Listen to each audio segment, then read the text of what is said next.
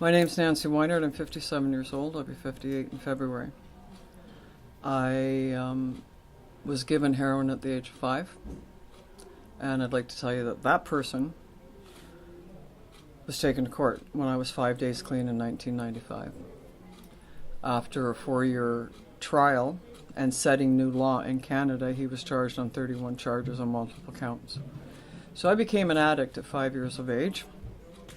That's my first memory. There's no drug other than what they call side or jib that I have not done by the age of 15. Was given an ounce of cocaine at 15 years of age. It was kept from me if we did wrong. It was part of celebrating. It was part of punishment. It was part of everything. Nobody I knew. It was how you did life. Nobody I knew was clean. Not one person for generations in my family. I fled Toronto with 2 kids in the middle of the night because I was being abused by their dad. So I left a home and everything, and I came to Powell River, BC, because my mother was there, who was in full-blown addiction, using IV drugs herself, selling drugs. But I had nowhere else to go, so that's where I went. I was in a major car accident when my son was 2 months old. Was given literally bags, brown paper bags of medication. Had a really hard time coming off of them, ended up in the hospital. I never wanted to use. It was never something I wanted to be. I knew that, but I didn't know any different. I didn't know how. So what came about and how I cleaned up in 1995 is this guy came through my door with a steel baseball bat in front of my 2 boys. My youngest son was about this tall, and he went running into the kitchen because he's waving this bat, and he held these 2 butcher knives up against me. "You hurt my mom, I'm going to kill you." So I looked at him, I said, "Let's go." He's like, "What?" And I went and sat in his car. "You're not going to beat my head in front of my kids." I said, "I didn't take this. I didn't get this from you no matter what anybody said." He said, "Lady, you're fucking crazy." I said, "Not do it in front of my kids." He said, "Well, I'll be back in the morning." So put my kids to bed, and I wrote them a letter. And I opened the door. It was 4 o'clock in the morning. There's this lady standing there I don't even know. She said, "You don't know me. It's a small town. I'm a member of Narcotics Anonymous. You need some help." Had she not been standing there, I would have taken my car and drove it off the logging road. So she took me in her home. I went to the ministry, told them what was going on.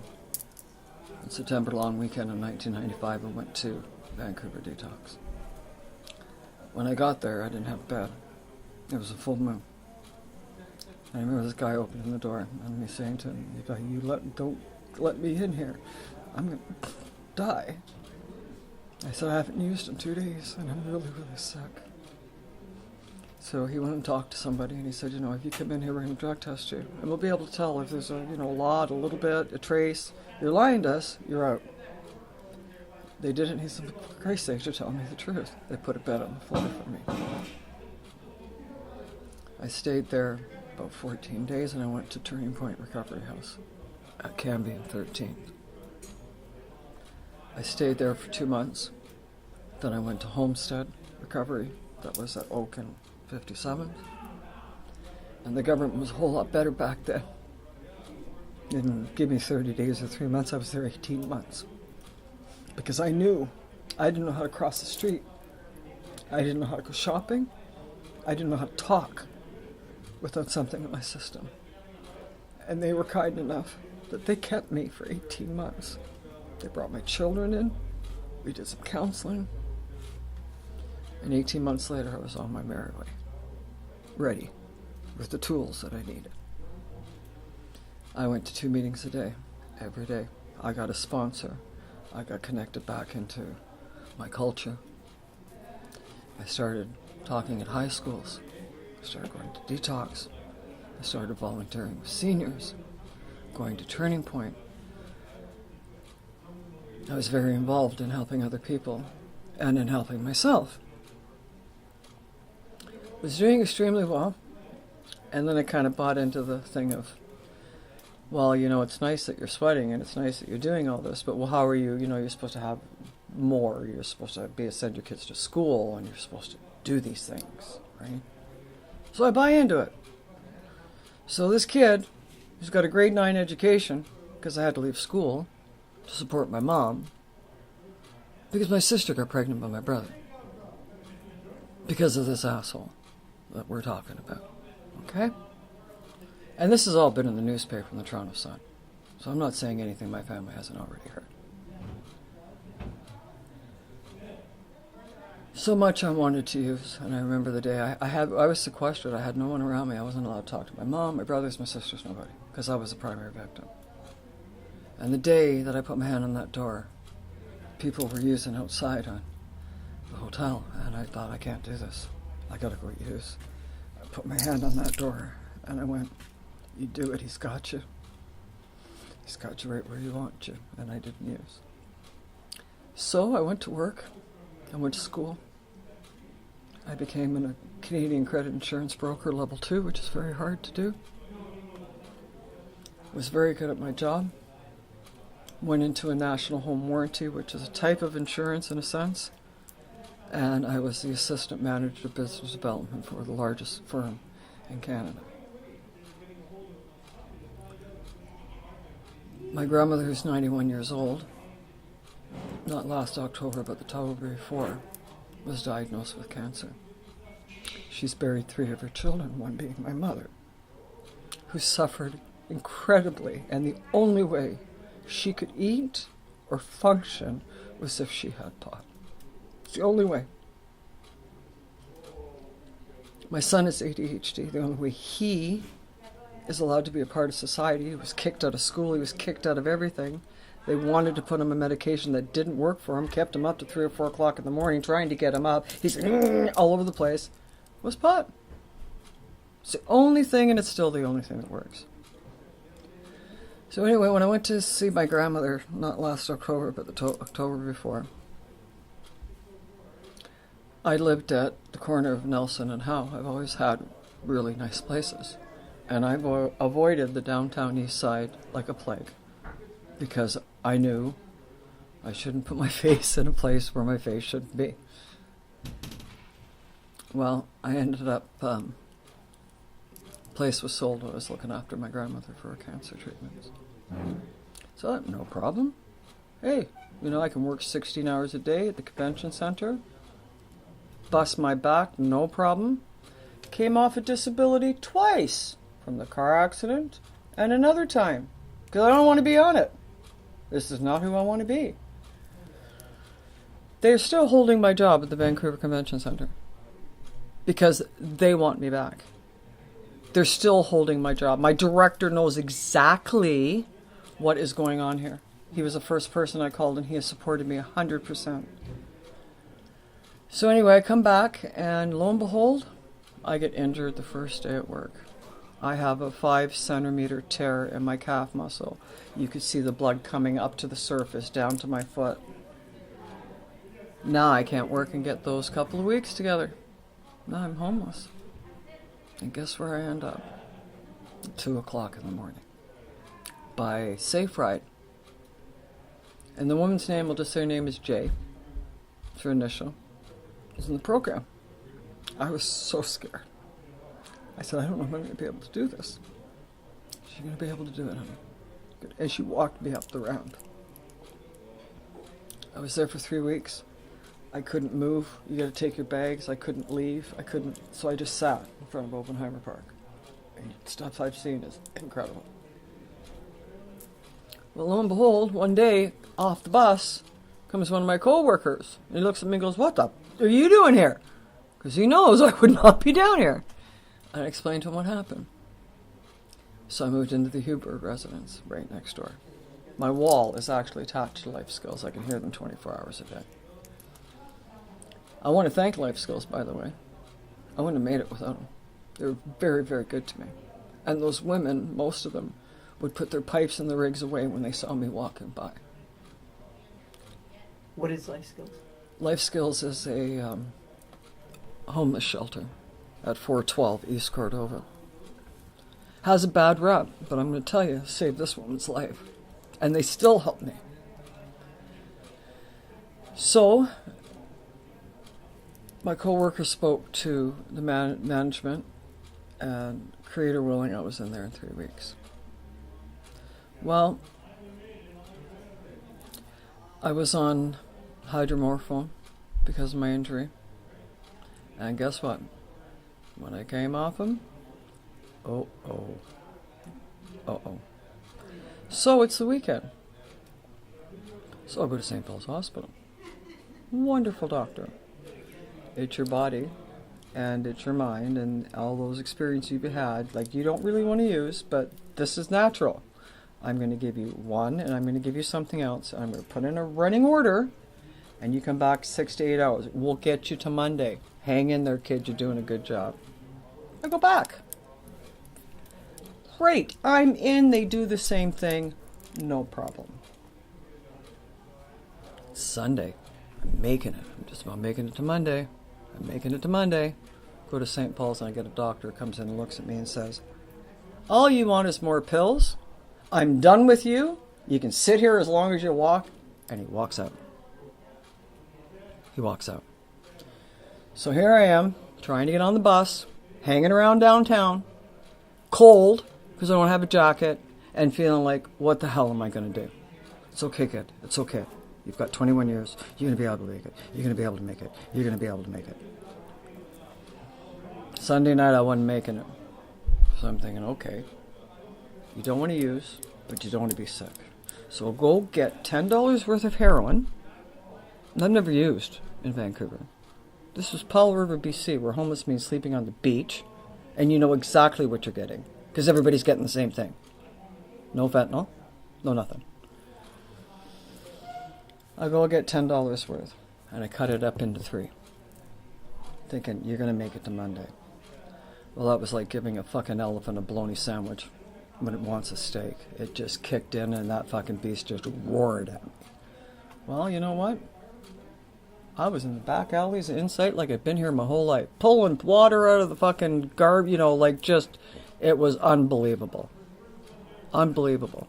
Oh, I forgot to tell you that in 1995 I was diagnosed with Hep C. Went to the same clinic for 18 years and never did another liver functioning test, never mentioned a fiber scan, nothing. So when I go out to detox, I get in there, and I had some experiences at detox that weren't very well. They wouldn't do a referral for me. I knew if I came back here without somewhere to go, I'd use again. I knew it, as sure as anything. So they said, get it together because you're out of here Monday. I said, well, do a referral for me to Turning Point. I was there 22. Please. No, we're not doing it. We're not doing it. They never did one referral for me. So anyway, there was a lady by the name of Anna Paula, First Nations, that came into detox. And of course, I'm frantic. And they're telling me that I'm passive aggressive and, I'm all these things. I said, no. You're kicking me out on Monday. I got nowhere to go. This isn't passive aggressive. This is, I'm going to die if you do not do something for me. So Anna Paula came in to do a talking circle, and one of them went, oh, for Christ's sakes, maybe she wants to talk to you. Hallelujah. She did want to talk to me. Well, when I was going to be kicked out on the Monday, a friend of mine who has been a support of mine, who I haven't seen in over a year because of financial reasons and housing here in Vancouver, it's too far now, but I talk to him almost every day. He came and got me. He said, I can come get you Friday, but I can't come get you Monday. So you leave Monday, you're going right back where you're going. So I think, best choice, go to Langley with my friend. I'm going to stay clean, come back on Monday, and try and get a hold of Anna Paula. Right? Well, I got a hold of Anna Paula before I left. She says, Nancy, keep yourself safe. I can't come this weekend. Keep yourself safe. As soon as you get there on Monday, you give me a call. I'll be there to get you. You're not walking down the street by yourself. Because, of course, now they want me to sell dope. Because I've never ripped anybody off. I can walk, talk, speak. Right? And she's like, you get into that, you're gone. And I know this. And one thing I've never done is steal dope. And I'm very proud of that. So anyway, I go to detox. I'm going to talk to this. We'll call her S for right now, because there will be legal matters on this later. And she says to one worker, oh yeah, fuck, she's just going to use. What? Oh, I walk out the door with Gord. He brings me back on Monday. Sure enough, guess who's waiting for me? Right on the right on the stoop of 420 East Cordova is Anna Paul and Wade from the Native Court Workers and Counseling Association. We walk down. She fills out the papers. I get a phone call from Turning Point. Probably be in 3 days. I'm like, now Detox has told me I can't get in. There's a huge waiting list, and it's a treatment center. No, it's not a treatment center, and I would know that. Yes, I can get in, and why are you doing this? I'm here fighting for my life, and you're doing this, right? Now, getting back to pot, I used no drugs, not even a Graball, for the first 11 years I was clean. I tried the, pardon my language, they call them pharmaceuticals. For me, they're fuck-me-ceuticals. Like, they just fuck me right up. They work, well, why don't you take some Seroquel? I don't want Seroquel. Well, if you don't take they had me at Detox take, what is that other drug for people coming off of opiates? Suboxone. I hadn't had anything for 7 days. Why the fuck are you giving me Suboxone for 3 days? Well, just so we can work with you. Okay. All right. Well, I'll do what you say because, fuck, I got to stay here, right? I even had someone at TP say to me, Nancy, they've got you on Seroquel and they've got you on this, and you're saying it's not working. If you don't take it, they're probably going to put you on lithium. I just looked at them and I said, listen, I was here 22 years ago. We weren't even allowed aspirin. I made it then. Why the hell would I make it now? That's Vancouver Coastal Health. So, anyway, 11 years when anxiety, post-traumatic stress disorder, sleeping like finding myself running around the house, hiding under my bed, I decide I'm going to smoke some pot. Whether 12-step program believes in it or not, I know my intention, and I'm not going on those pills because it don't work for me. And it worked.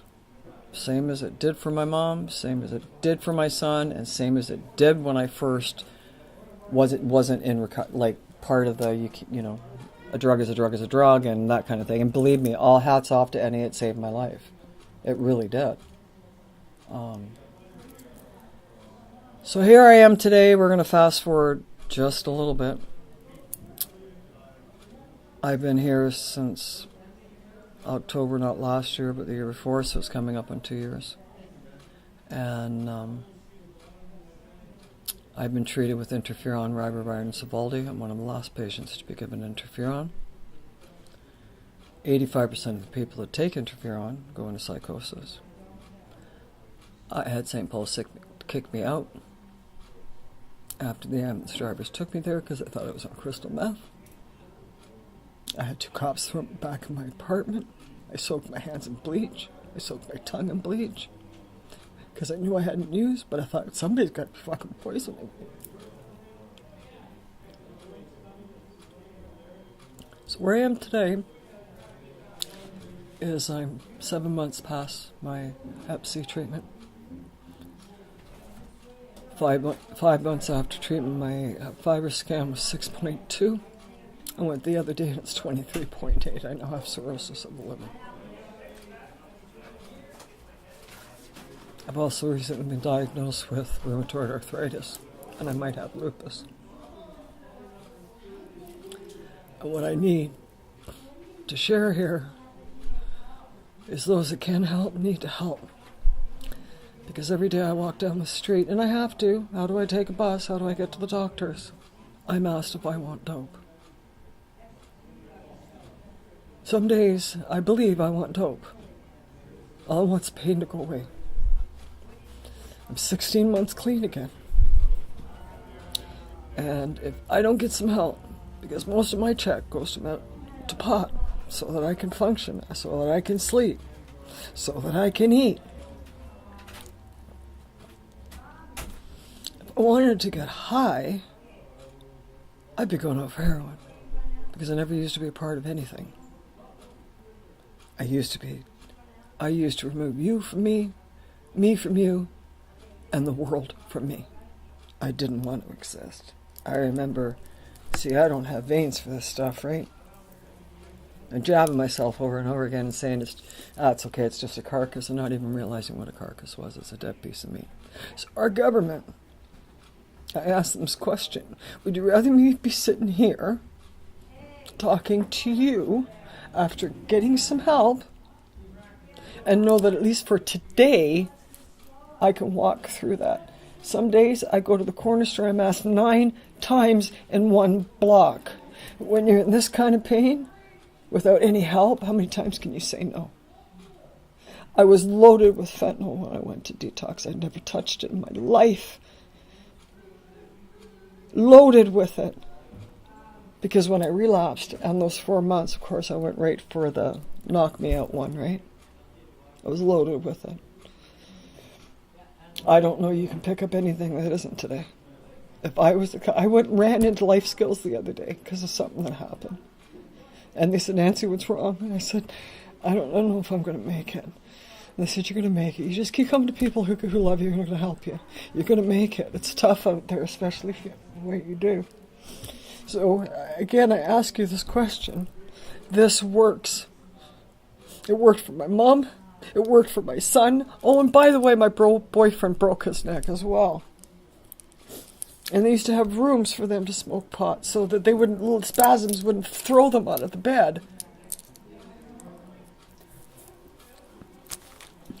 So I'm asking, who can help to have some compassion and heart here? I should. Hey, I could go get lithium, Seroquel, let's give her this, let's give her that. But I can't get a prescription for some marijuana to be able to go and have a little bit of peace and relief. That's inhumane. And those who can change it need to change it. That's what they need to do.